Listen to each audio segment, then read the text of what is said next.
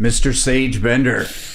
How you How are doing, you, my sir? friend? I'm doing great. How are you? Doing great. I'm happy to get you actually in the studio, learn a little bit more about you, have at least, 45 minutes to an hour, and just chat. It's going to be pretty laid back, and I'm looking forward to learning about you. I know you're new to Austin. I am fairly new. Yep. You did a podcast recently, watched it from front to back, learned a lot. Amazing. Thank you Learned for that, a lot. by the way. Right. What I have to say, even before we get going, is there's a group of you young entrepreneurs that I absolutely love. You guys have drive, passion, and everything else, and something that gives me hope for the future, for our future, right? And for, my boys, things like that. That's the one thing that I was always worried about. But Austin's a hub for you young guys and entrepreneurs and stuff. So if you don't mind, I'd love to get even a 30,000 foot view. Where were you born? Give me the track. What kind of got you to Austin? And we'll go in a little bit deeper as we go.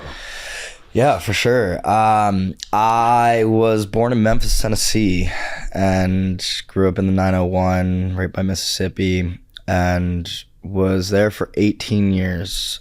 I was homeschooled my whole life, just from a very young age, found fighting and was something that I was very passionate and decently successful at. And from that point, at 18, I went into kind of like a military affiliate school when I was like 12. I was in that for 6 years, had a dream to always go into the military. That was one of my long-standing dreams, and so started training for that pretty regularly. I really wanted to go into special operations. It was like a long-term dream of mine, and I was like a week away from signing my contract into the Navy. I wanted to be a SARC, amphibious recon corpsman, and because I had a mentor of mine that was training me that did the same course, and I was like, this is perfect.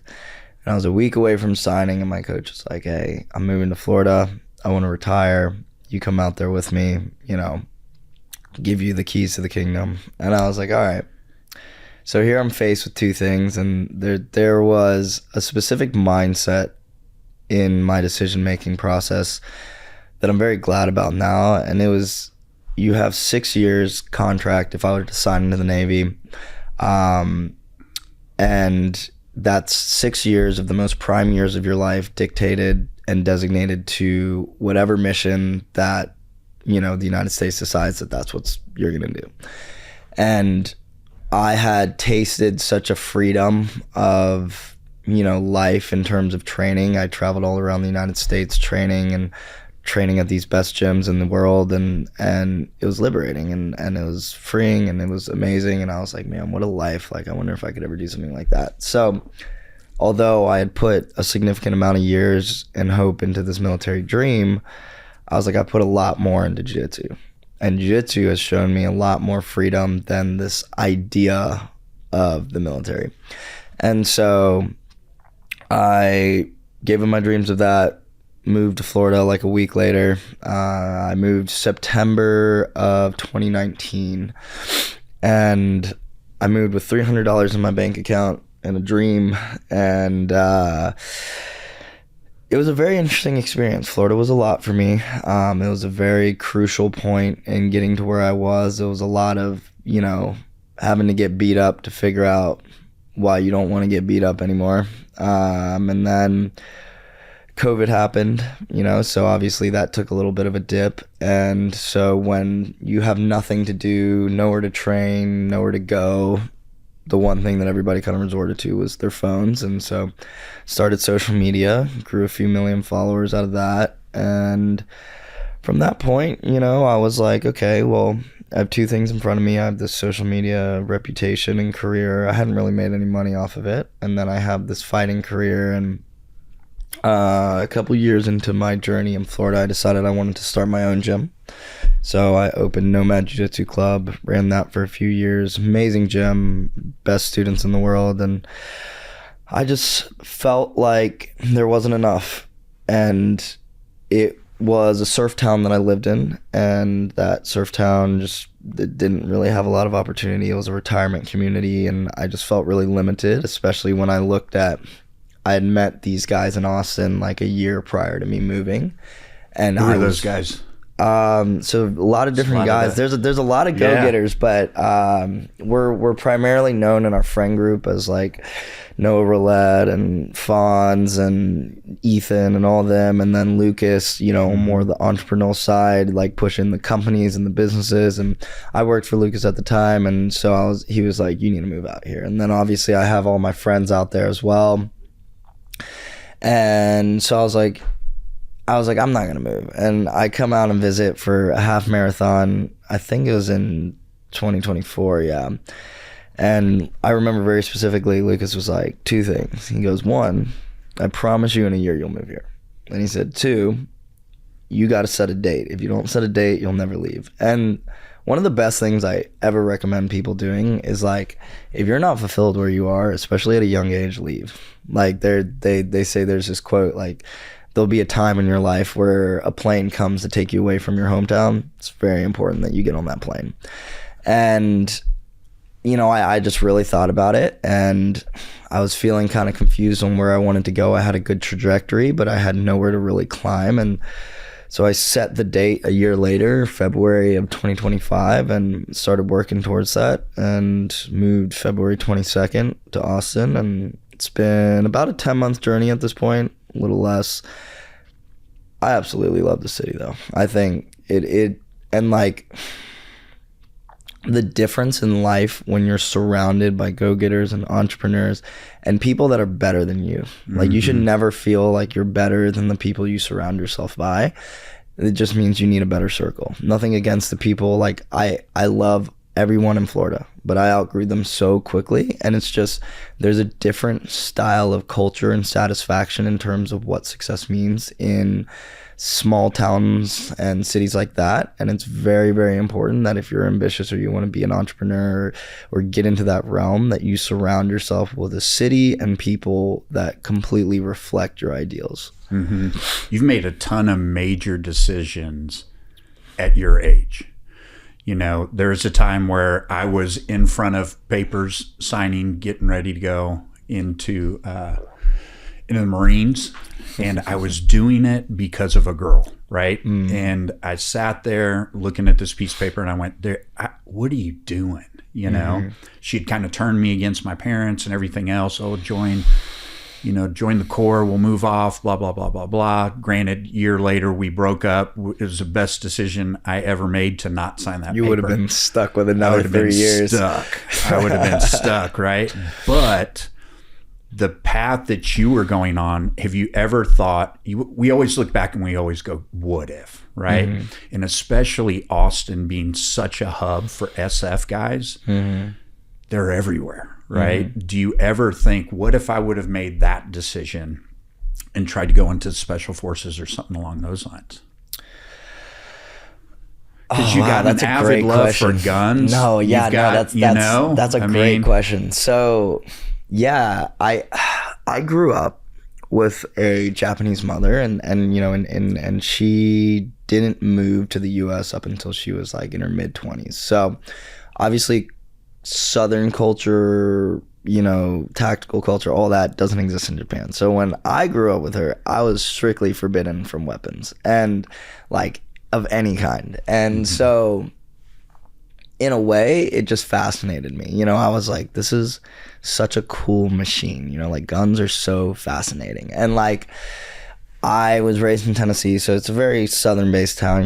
It's guns are pretty common, but my dad was never really into that either. Like he saw the need for like self-defense and all that, but I always had like a calling to like really, really want to serve, and I just was like, I don't want to do anything basic. I don't want to be infantry. Like I want to be on the front line, and I want to do some covert stuff, and it was just such a fascination to me.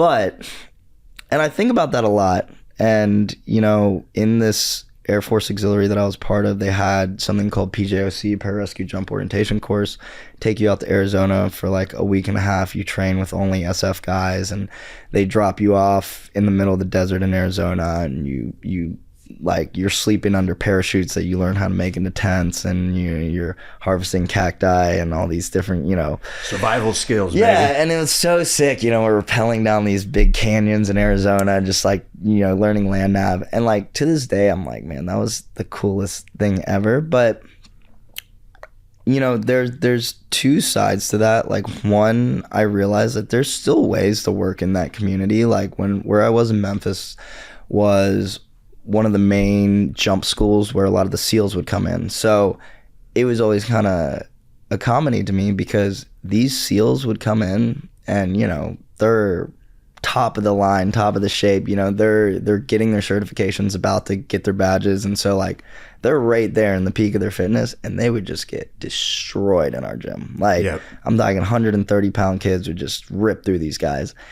And I was always like fascinated by that. I was like, man, these guys are like the best in the world. And nothing against SEALs. Please don't come for me for that. Yeah. But I was just always fascinated by like, wow, like there's still so much potential. And then like that also got me into thinking like, how limited are we from like a law enforcement perspective? That I remember this one cop came in, he was 180 pounds, just jacked cop in Ormond Beach, and I weighed probably like 130 pounds. I was a purple belt at the time. There wasn't a ton of jiu-jitsu schools in Daytona. That's kind of why we set them up there. And he came in and I rolled him up, and he signed up that day, and he goes, never in my life did I think that this like kid would just tear me apart. And he was like, if that's what's capable in a gym like this, then I'm right there. And so that's also like something that I've kind of been looking at in the future, because what I got known for in Florida was teaching self-defense. A huge proprietary person that I am for. I'm a huge proprietor for women's self-defense. I think it should be mandatory. I think girls hit middle school, they should be in jiu-jitsu, and it should count as a gym portion to their whatever they need for their electives or whatever. But I think women should almost mandatorily have to take that. Yeah. And like, oh man, yeah, I could talk about that a lot. But like when I started teaching self-defense series, I got really known for it. Like BuzzFeed and Unilat and all these huge corporations were posting about my tutorials. And men naturally have an instinct where they don't feel it's necessary, but women were very quick to be like, wow, this is great. You have no idea what I've been through. I've been, doing all this stuff. And then started realizing that there was a huge market in sororities, because they have these like budgets sanctioned for health and wellness, and self-defense kind of falls right into that. And so I started teaching self-defense to these woman-only groups. I've taught like airline attendants, bartenders, restaurants.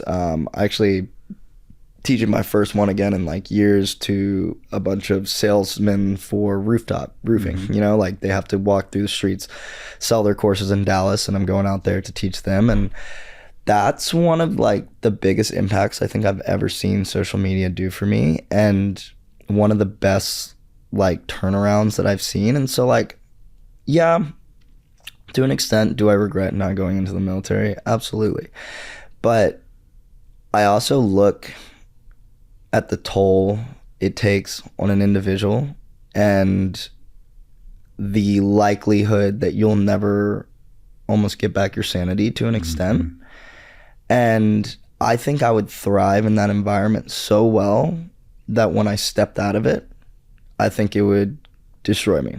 Yeah. And I find that the most purpose that I get is out of healing and helping. And I think it's interesting that I can use violence in a form to curate that feeling for a lot of people. And like, especially from a woman's standpoint, like anytime a woman comes to me and asks me, like, I'll stop anything I'm doing to try to help them. And I always recommend first thing, women should get a firearm. Yep. It's not for everyone. Yep. A lot of states don't allow it. Completely understand that. In terms of martial arts, there's a lot of different martial arts for women to learn, and I think they get a little bit lost in the options. Karate, Taekwondo, those are sports. They have no street to seat application.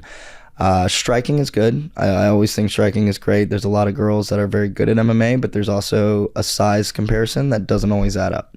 If you learn 6 months of striking and a woman learns 6 months of striking, that's 5'2" and 130 pounds. When you guys go to spar, you're going to kill her. And so no matter the skill deficit, there's still an issue of just primal size in that sense. And also, you know, even at 100% capacity, a woman's punch that's 5'1", you know, 130 pounds, if she's punching someone like you, it might not even phase you. And like, same thing with Krav Maga. I always recommend women getting in the Krav Maga because it's stuff like poking people's in the eyes. I'm like, yo, you poke somebody in a bar that's blacked out drunk in the eye, piss them off more than anything too. You're gonna die. And like, the one martial art I always recommend for women is jiu-jitsu. It's the only sport out there that's size, like it's about weight and balance, and it's about the art of being comfortable underneath somebody. Like, I teach women self-defense, and I'll be like, all right, sit on top of her, and they start giggling, and they're like, oh, this is so funny. And I'm like, I understand that this is funny 100%. Like, it's awkward, you know, I'm sitting on top of you, but I'd rather you learn this here among all your friends and among a trusted instructor than in an alley one day in, you know, in a dark alley somewhere at 3 a.m. And like, I've thought about like, okay, what's my purpose here? You know, why am I so interested in being well-versed in every firearm I touch and every martial arts that I do, in the way I carry myself? I want to be a well-rounded individual for those around me, for my future kids, for my future wife. You know, they asked a bunch of people that were notorious for kidnapping and assaults, what is the one thing you look for when you target kids? And they said, I would always look at the parents. You know, if they're out of shape, if they don't come across as a threat, then it's the easiest thing. And like, my mother put me in jiu-jitsu when I was 6 years old. So I was never bullied a day in my life. Nobody could talk down to me.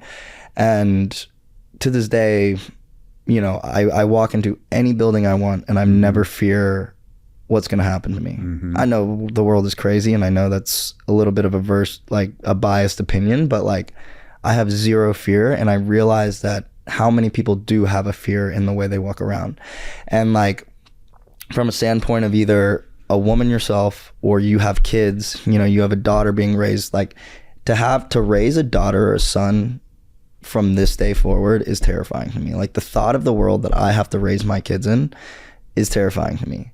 And I didn't have a great childhood, and so I don't have a great reference to what's right to be a father and what's to be expected out of a mother. And so, you know, passionately, I'm going to do everything physically I can to secure that. And then I want everything spiritually connected, in that sense that I have a family where my wife and me, when we have issues and we have problems, we go to God and we put that as the forefront, and then we build everything out with our kids and build them, you know, in that sense. Yeah, that's incredible. And especially having that knowledge and that thought process at your age is unbelievable. And again, that's what I think brings hope to generations to come. Now, you touched on something, you know, I've got a group of friends as well. And a couple of years ago, we kind of had this conversation, and we said, you know, especially in our generation, right? I'm over 50 years old. When we were growing up, guys were not supposed to be, you know, hey man, I love you, brother. Let's talk about, you know, if you've got any problems, if you've got any issues. And we came up with the saying of being that 3 a.m. friend, right? Yeah. That person at 3 a.m., no matter what, you could pick up the phone and call that person and they would be there, period, right? And that's a kind of spiritual brotherhood that's okay for men, right? Especially because a lot of my friends came from broken childhoods. I think I had a great childhood in comparison to most of my friends, right? And you had kind of touched on that. And a lot of times, similarly, a lot of my friends either got into fitness or got into different things as outlets to overcome emotions that they felt or things that had happened to them, so that it would never happen to them again. Now, with that said, you said that, you know, you didn't have the greatest of childhoods. And if you don't mind, will you touch base a little bit on that? Are you good with absolutely. that? Okay. I like to speak about it because I think it's a common denominator. And, you know, from my last podcast, I didn't realize just the simplicity of vulnerability and how it helps people. There's two factors to that: religion and like status almost. I had a Japanese mother, And I love my mother to death because the way that she pushed me and harped on me is the only reason why I'm successful today. I have developed a trait where if I am not succeeding or I don't feel like I'm doing everything I can, I just self-destruct. And not always the best, but I have so many healthy physical outlets that it helps diffuse that feeling a lot. And so growing up, it was education, music, fighting. Those were my 3 vices, okay? I started playing the piano when I was 2 years old. I couldn't even talk. And, my first lessons would be, hold the pencil in front of your face, follow the pencil. And, I'm so distracted, I can't even follow the pencil. Like, that's the brain knowledge of how small I was when I started that. And so piano was the first thing. I was playing, adult level music by the time I was 4 or 5. Took that very seriously. And then jiu-jitsu came into hand. My mom felt that I would be a bad child. She was determined. She just felt it. And that's also, like, my parents are very religious. And I have a ton of respect for how faithful to God that my parents are. But their faith is not my faith. And their journey is not my journey. And the problem with my childhood was that it was put on way too young in a way that it wasn't about me learning, it was me doing. And to a kid, that's very hard to comprehend. Like, it's very important that I understand why I do something. I'll never do something without comprehending it. So it was always a fight with my parents. And so for her, she felt that God told her from a very young age that, you have to watch out for this kid. To be fair, it was valid. But in that sense, she was very hard on me and everything I did. And we grew up in a little bit of a cultish style church where, like, everybody lived in the same neighborhood so that they could be raised with the same kids in the same church. What religion was that? It was technically Christian, non-denominational, but not Church of Christ or anything like that, because that sounds it wasn't. Yeah, familiar. It sounds like it. And like, I didn't really comprehend that, but it was like I was never allowed to have kids that were in regular high schools or friends that were in regular high schools. And like, music was the first telltale sign that I was gonna have like a rough childhood. And like, my mom was like my piano teacher, and so like when we would get on that piano, I would practice the piano every single day, Monday through Friday, and then Saturday, Sunday I would have off. Technically it was supposed to be an hour-long lesson. Most of the times they'd be 3 to 4 hours. And there's a certain point when you're 6 or 7 years old and you're sitting at a piano and it's like, play this note, and it's like, no, play this note, and you play it again, you play it 4 or 5 times, and by the 10th time you're just getting your ass beat.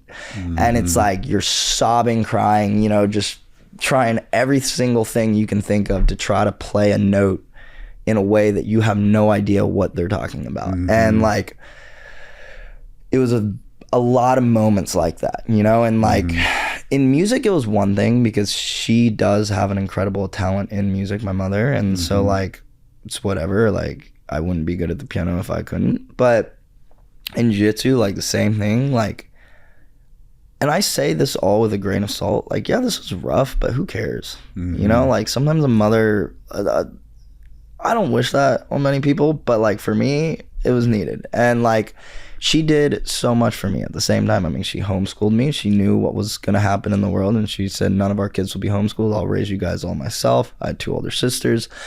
And then, like, jiu-jitsu, she signed me up at 6 years old, and she was in there every single day up until the point that I was maybe like 16 and could drive.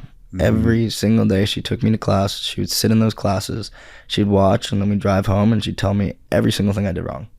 And she, keep in mind, she's never trained a day in her life. And she's like, you didn't do this, you're goofing off too much, you're doing this.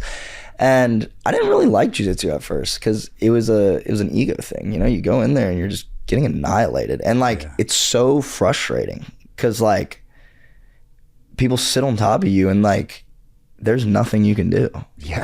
You don't have physical attributes as an adult to like, okay, well, maybe I can get away with just shoving them off or something. So it was like, you're fucked. There's nothing you can do.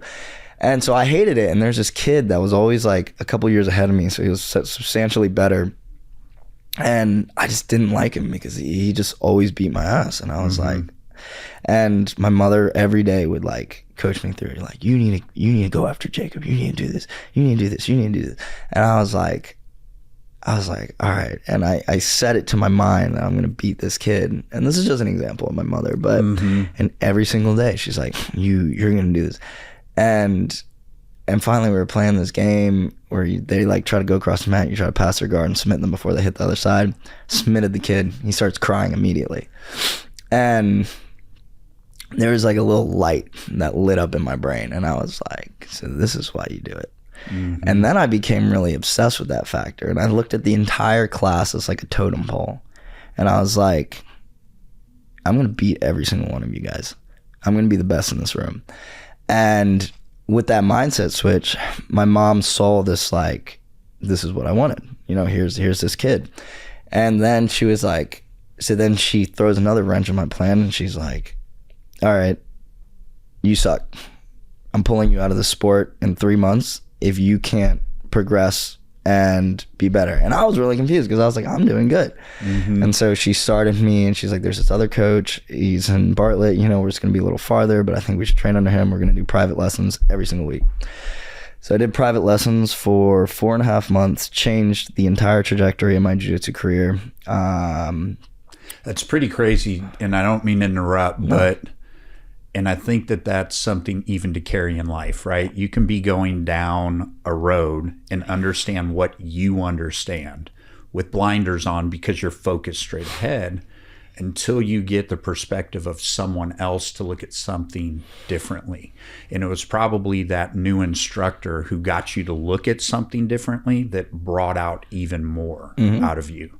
And that's kind of a nomenclature for life in general, really, right? You know, if you're walking through life with those blinders on and someone says, hey man, have you looked at it this way? You know, that can change that trajectory of your life. Yeah. And I wish a good mentor on everybody because my God, it will change your life. And like just someone that believes in you. And like a lot of times that can be a parent figure, but a lot of times it's too personal. Like somebody just from the outside. And my coach saved my life. And he created something out of me that I could have never saw. And you know, when you're training that often, you know, I was homeschooled, so I'd just train in the morning, do some schoolwork in the back room, train again, do some more schoolwork, train again. And then I just started competing every single weekend and like, and I started winning. And I was very, very thrilled with the idea of that because it's like this... That feeling. Yeah, and also I think fighting's like a primal thing for men. And so if I can face off with you and beat you without ever throwing a punch, it just feels good, you know? No, 100%. And so, yeah, my mother was just very, very hard on me growing up. And so then once I started getting like in the teenage years, there started to be a separation where I wanted to do more in life. And she wanted to keep me in this bubble, you know, like you're not leaving this neighborhood, you're not getting any friends like outside of this church, and all you get is jiu-jitsu, and then you come back home. And so there just started to be a lot of frustration in that sense. And in Japanese culture, like the mother's always right. So it doesn't matter if she's wrong or right, she's right, you know? And I understand like the, oh, listen to your wife type concept, but like this was very extreme. And, you know, I was strictly forbidden to ever talk to a woman like, or a girl, like she would go through my phone, make sure I wasn't talking to any girls. And like, and I think that was definitely for the better though. And, you know, I won 2 world titles when I was 16. That was my kind of claim to fame. And, you know, I remember calling my mother in California and she was back in Memphis and I was like, I did it. She's like, get back to work then. You know, you're not done here. And I was like, oh. And that like crushed me at the time, but I was like, it was true, you know? And so by the time I was 17, I was like, I want to get out of here. And so I was like, military it is. And I thrived in the military. Like, I think I would thrive in there. Like, in this little military affiliate school, it was really funny because me and my sister were both in it. And my sister was like, she's one of the most famous cadets to ever touch that program. And she became like a cadet colonel, which is like 0.03% ever make. And now she's a captain in the Air Force. She's a test pilot, and she just, awesome. She was flying P-51s the other days, and she was flying helicopters the other day, and like jets and all this. She thrived. Everyone in the program was always like, oh man, you know, like they would get so excited if they saw me in the roster on anything. And this program did so much for me. If you guys ever have a kid or something, put them in Civil Air Patrol. It's an auxiliary to the Air Force, and you get to do some of the coolest things, and you learn how to be a leader. And so by the time I was like 15, I was a cadet officer leading upwards of 30, 40 cadets on a weekly and monthly basis. We do specialty camps, but there's a difference in it. There were like the leadership, like solely to build yourself, you know, programs. And then there's like the special operations prep courses, the guys that were there. I remember there's one called COS, Cadet Officer School. It's on Maxwell Air Force Base. It's like 2 weeks out there. Sister went the year before, blew the whole program out of the water. I get to the first day of that, and they're like, is there a Cadet Lieutenant Bender here? And in front of like the whole stadium. And I was like, yeah. And he goes, your sister was a great woman. I'm looking forward to this. I went through that 2.5, 3 week course, and I graduated. I walked across, and he looked me in the eyes. He goes, well, you're certainly not your sister. And I was like, ah. And so then it was just always like, I was like, man, like my sister is what my mom wants me to be. And I'm just not that. I'm not this corporate, like woman. I'm not like this perfect leader. But when I went to that SF prep course, they were like, you're born for this. They were like, this is your shit. And I was like, oh man. And then I just like, when I hit 17, I realized like, I was like, nothing I'm gonna do is gonna be average. And I said, this is gonna be a hard route. I have no idea what I'm doing. Social media wasn't even popular then. TikTok had just come out. Like the idea of making money off of social media was non-existent. I'm 17 years old. I have a perfect GPA. I had, you know, an excellent ACT score. I had all these scholarships, and I had, you know, was going to like 4 or 5 top colleges. And I really thought about it. And I just, you know, my mom was hounding me more and more. Oh, you need to put in these applications. You need to do all these things. I was like, oh, this is not going to be good, but I don't want to go to school. Like, I see absolutely no reason I want to go to college. And like Noah, my sister, she was an engineer. And so obviously that works for her. But like my older sister was a little bit more like me, and she did a biochem degree, and she just came home sobbing for 4 years straight. And I was like, why would I ever want that? And then I wanted to do like, I knew I wanted to do like business or finance. And I was like, let's be so for real. I could go build a business and learn more than I get from college. And so I told my mom, I was like, I want to go to college. Or I don't want to go to college. And that was like everything that she had done for me was leading up to that point, because the Japanese education is everything. And she lost her mind. And I had never seen, I'd seen some crash outs from my mom, but I had never seen something like that. And it was the starch reality of the grave that I had dug. And I was like, well, you get no choice now. And so I called my coach and I said, hey, I need a place to stay. And so he was like, you can live with me. Did that. I was trying to finish out my contract for the Navy, and that's when he pitched me to go to Florida. So I was like, okay, well then I'm going to do that. And I remember packing up my room, and I went home to say bye to my family, and my mom wouldn't leave the room. She wouldn't say bye to me. And, you know, my dad wasn't anywhere to be found. And so like I left my hometown with just my sister Noah. She's always been a doll, just waving goodbye to me. And I just remember sobbing, crying for like 2 hours of that drive. Like couldn't even see, just like not like, I was like, what did I do? You know? To this day, my mom didn't speak to me for like 1.5 years after that. Wow. She went no contact, and she ended up reading this book. And I wish I could remember the book, but it was like something about raising kids as a Christian. And she called me crying one day and was like, I'm so sorry for how I raised you, and like, you know, I understand that I was way too hard on you, and I'm proud of you for what you do. And that was like the first time in like 21 years that I'd ever heard her say I'm proud of you. And that was like the key turning point to where now me and my mother have a great relationship. And it was always out of fear though. Like in Florida, I don't think I talked about God once in my life. I basically went to the point where I didn't believe in God. And so from a mother, knowing that her kid's just raw dogging this and knowing that I was homeless and like, you know, I was stealing sandwiches from Publix to be able to eat, like, I get it. And like, she was like, I gave you all this to give you this life, to put you through college, to have a full-blown career where you'd be safe and steady. And I was just like, I refuse. And so like, yeah, mother was hard on me. Yeah. But I was hard on my mother. So it seems like, almost, if I'm hearing you straight, that move from Tennessee to Florida was you escaping. And it was, you know, it's just like anything, right? If you put something in a box for so long, it's going to want to get out, right? And that's always been the happy medium that we've tried to find, like with our boys, right? My dad was pretty strict, military, everything else. He was a dad. He was never a friend until I turned 21. It's kind of funny. No, I think that's a great concept though, yeah, you know? No, and it is, and it took me into my early 20s to understand, well, he wasn't being a dick. He really wanted to, you know, help me out and try to form me and stuff like that. But the week I turned 21, we went to a titty bar.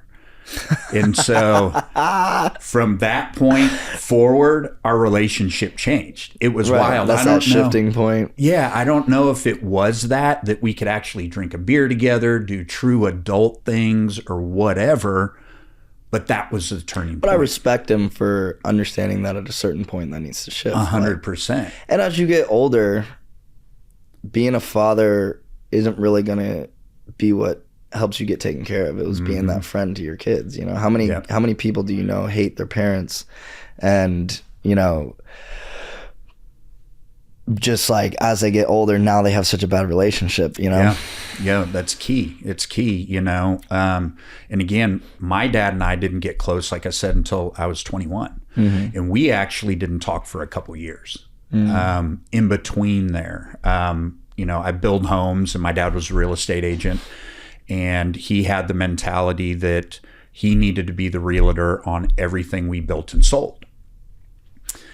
And there became a point to where I can be, you know, especially in construction, it's testosterone, ego, it's, you know, it just is what it is, right? Mindset, you know, blue collar, you know, and I didn't like getting or feeling like I was getting in my dad's ass for not doing something the way that I thought it should be done. So we had a conversation. I said, look, I want you to be my dad. I don't want the working relationship. I'd much rather save our relationship.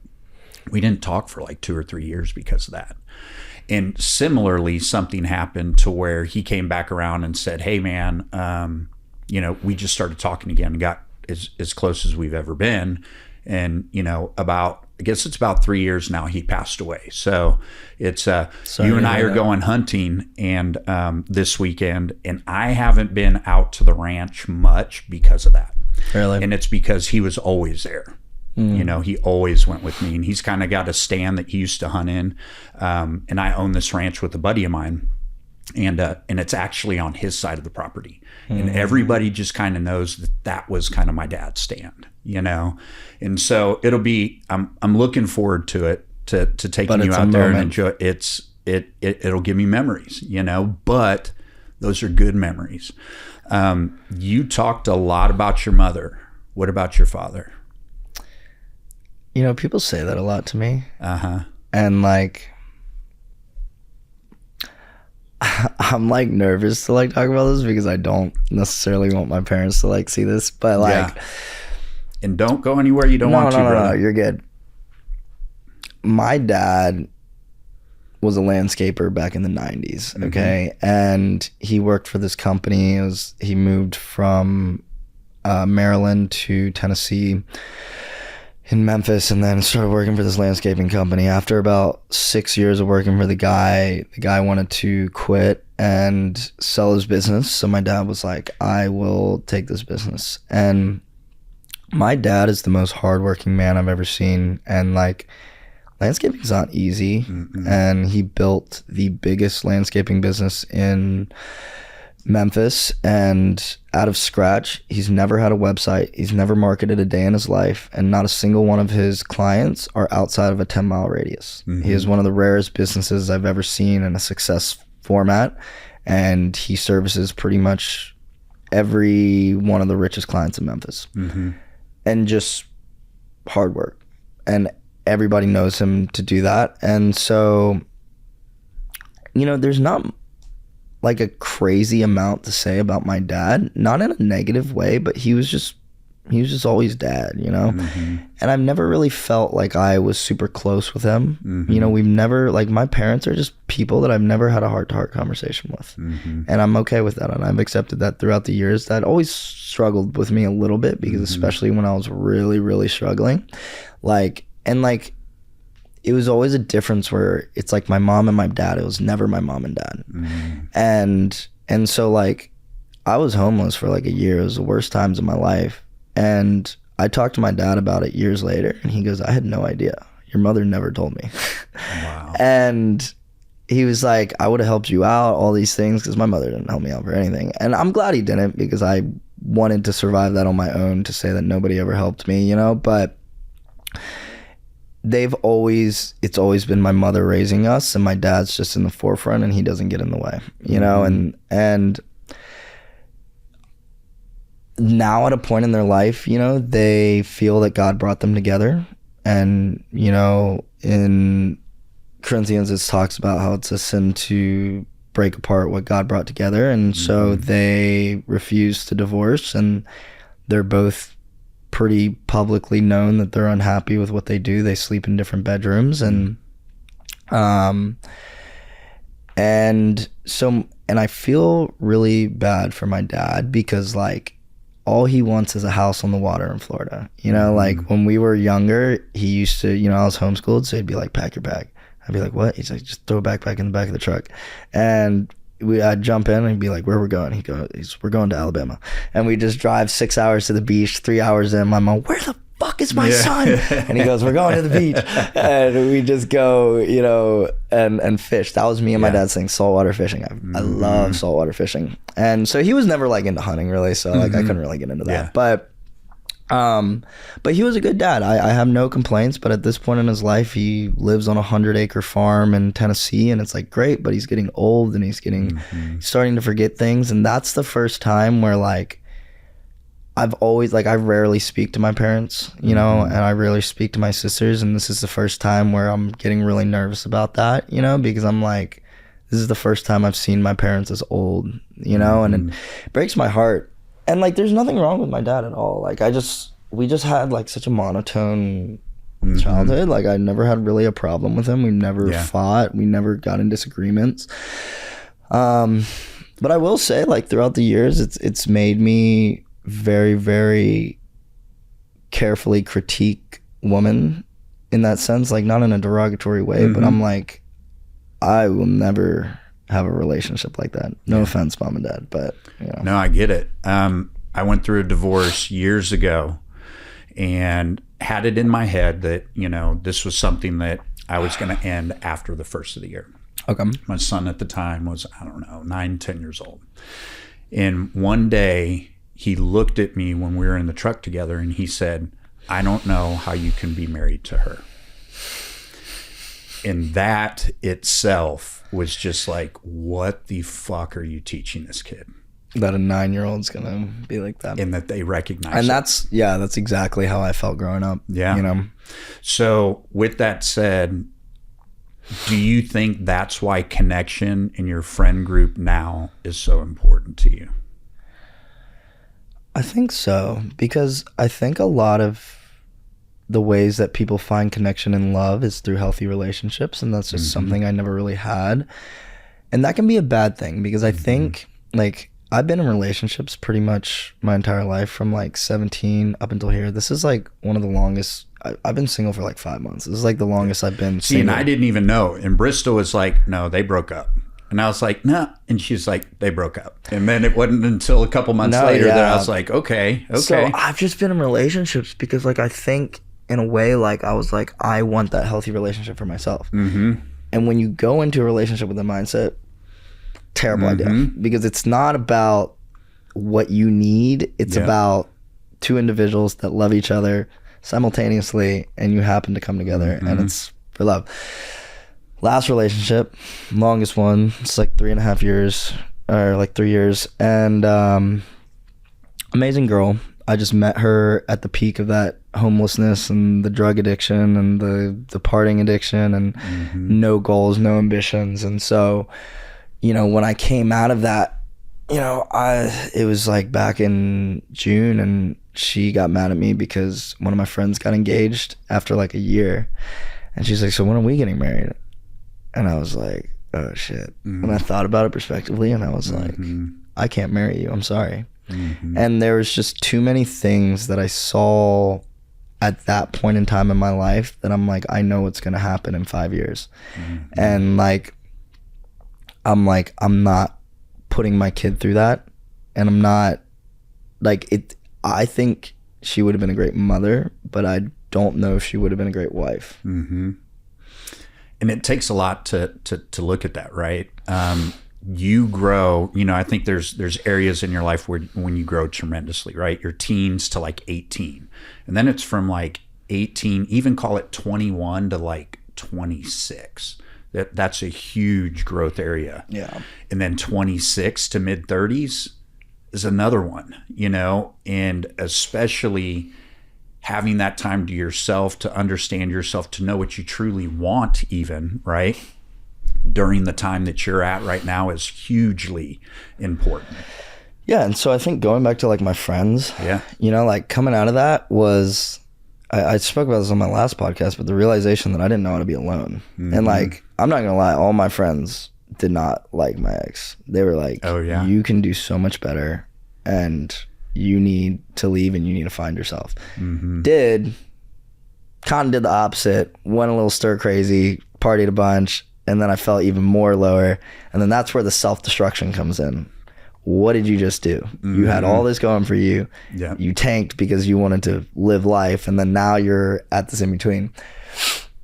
I think at the forefront of that was learning how to be alone. That's something that I'm still kind of learning and isolating, but like, yeah, I think it was also a very toxic mindset to look at a woman to like build a healthy relationship or reliance in my mind. And so that's where the beauty of my friends come in, you know, and they are friends that absolutely are open to anything, and they're the 3 a.m. guys, you know, and we've all been through so much. And like, you know, honestly, people come to me a lot and it's like, you and your friend group. And I realize like we're one of the only friend groups in the world pretty much that I know that has done what we've all done individually and managed to create and build and inspire in the way that we have. And it makes us such a rarity. And every single one of my friends is insanely successful. Every single one of them has done things that most people will never do.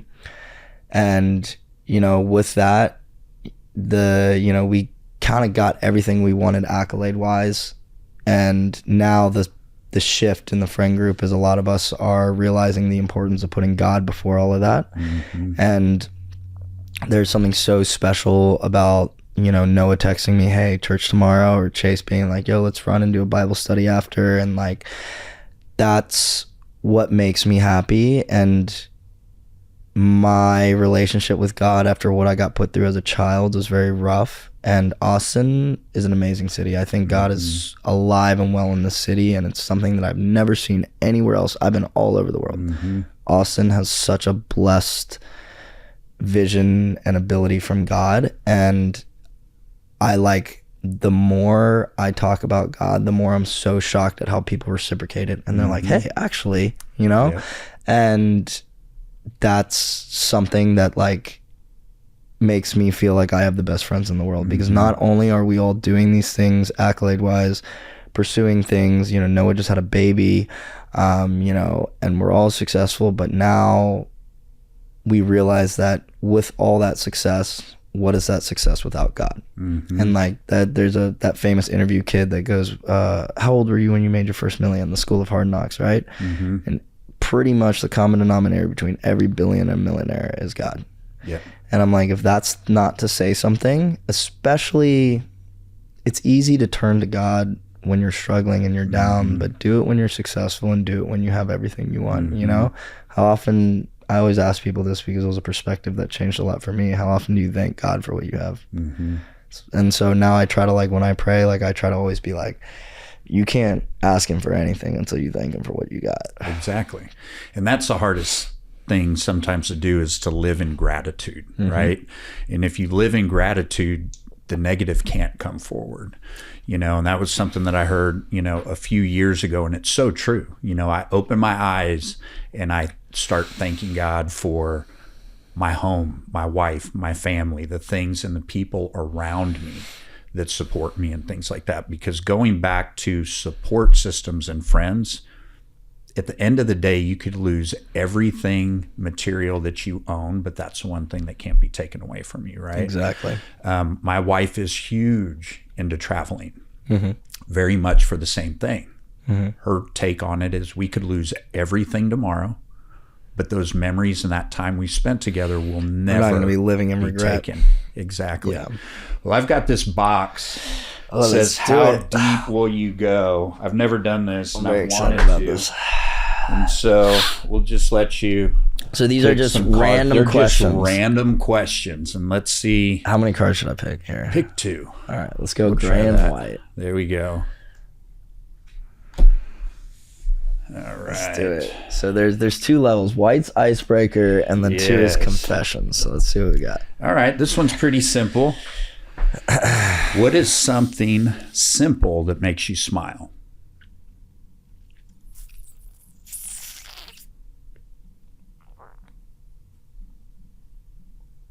I think love. Love is my favorite thing in the world. I think it's 1 John 14:18 says, do everything that you do in love, because love is the truth in the life. I think I might have butchered that a little bit, but the concept there is that, like, love is a beautiful thing, and I think there's a huge toxic masculinity about being raised in a generation where you're not supposed to be weak. And I think the thing that sets my friends apart is the love that we show everybody, and we're so unapologetically able to show that love. And then I think love is the harness of everything in the world. You know, I think it's God, relationships, happiness, everything. If you know how to love, then it means you know so many things. So I think the simplest thing in that I love the most is probably love. Yeah. No, that's a great answer, and it's so true. It's so true. And the number one, or second one, this one's the confessions one. Oh boy. What is something you have been told that you will never forget?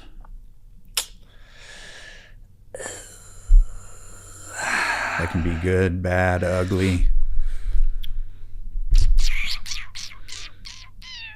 That one's kind of tough. That one's kind of tough. Because there's several things that I think I've been told that I won't forget, positive and negative, right? Right. You had touched on, let me answer this, even give you a second to think. You had said that there was a point in your life where your mom told you that she was proud of you, and that was huge. So I never heard from my dad that he was proud of me until after he passed away. And everybody around him told me that they told them all the time, but I never heard it from him. With that said, I know that he was, and I know that he meant that. He just didn't know how to say it. And so that was comfort enough for me. So to have the ability to have a parent and to hear that is tremendous. So hold on to that for sure. Yeah. You know, I definitely would say that that's probably right in line there. It's like, I think hearing I'm proud of you made me not want to hear it because I felt like I spent my whole life waiting to hear it. And then I heard it, and then immediately the drive to hear it just like tanks. You know, also my coach said something to me, you know, and he went to prison, and he had a big coming to Jesus moment in that sense. And, you know, that's why I talk about thanking God, because he sat there as one of the most decorated men I had ever seen in my life, and didn't know why he was there, and he was all angry, and the guy goes, when's the last time you thanked God?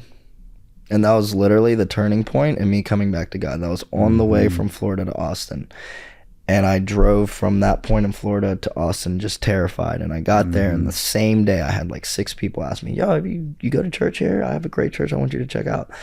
And he told me, one, don't forget to thank God. And there's a verse that talks about anything you ask in my name, I will grant. And so I stepped forward from that day forward, one, not only thanking God, but every time I ask in his name, I have been granted every single thing I ask for. And I sound hallucinogenic sometimes to my friends when they're crying, and I'm like, yo, just pray, I promise you. And they're like, I've tried, it doesn't work. I'm like, I don't care, I promise you, you just try it. And so to thank God is like, always thank God, and tell your kids you're proud of them, you know? We're going to have some good conversations on the way to the ranch, I think, because I want to go into some of that as well. I pulled one real quick, and we'll do this to wrap this up, but this one can kind of be funny, I think. What's something normal that you find that other people find weird? Something normal that you find normal that other people may find weird. I find normal. Yeah. That could be using mayonnaise for French fries or something, right? I just had one. There's kind of like a weird quirk, but like I'm really big into tea. And I had this friend in Mexico that put me onto this, and there's like these tea ceremonies, and he gets his tea from like these super vintage districts in China, and they do these little tea ceremonies. I'm not gonna lie, they're so fire. And like you sit around, like I'm not like a super like spiritual in terms of like the yogi stuff and stuff, but man, I was cross-legged in there, and they had like all these little teacups. One of my favorite things to date was like these little tea ceremonies, and it's not weird, but it's odd for someone like me to be really into that. Bro, I'm so into it. I absolutely love tea ceremonies. And they're just like, you just sit in like a little spirit of gratitude. And you sip these little teas, and they're so good. So Juan Pablo, if you're out there, I appreciate you for that. There you go. Well, I appreciate you taking the time to sit down and teach and tell everybody a little bit more of your story. Man, I want to do this again because this is just the tip of the iceberg. I know. I'm looking forward to this weekend. It's going to be cold. We'll shoot some guns, ride some 4-wheelers, some UTVs, eat some good food. That's I'm like pretty stoked. Yeah. That's like the dream life. That's what makes me happy, Yeah. Absolutely. That's how I want to retire. I know. That's just all I want. That's why I'm like, my parents are getting older. I'm like, don't sell the farm. Don't sell the farm. Don't sell the farm. I need that. But no, yeah, absolutely. I think there's a beauty in silence. It's not a lot of times your mind goes silent, and being out in the country is just absolutely. Well, how can people find you? Social media, things like that. Where guys, are you? It was great to meet you. My name is Sage Bender. I live in Austin, Texas. On Instagram, I am at SXGE Bender. TikTok is just at Sage.